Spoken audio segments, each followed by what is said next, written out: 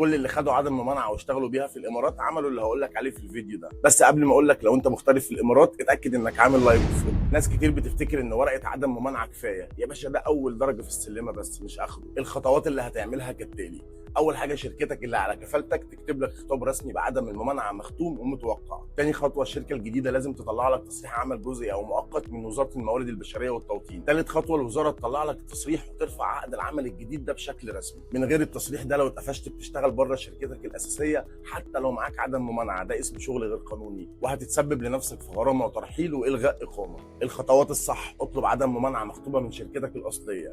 الشركه الجديده تقدم على تصريح عمل رسمي من الوزاره وتاخد نسخه من التصريح وتحفظها عندك. ما تبداش ولا دقيقه شغل قبل ما التصريح يطلع. كده انت في الامان، ولا حد يلمسك ولا غرامات ولا قلق. ولو تعرف مغترب شغال بمزاجه من غير تصريح، ابعت له الفيديو ده فورا قبل ما يتبهدل. سيب لي سؤالك في الكومنتات عشان ارد عليك مغترب لمغترب، ومحدش يتورط من غير ما يعرف ليه.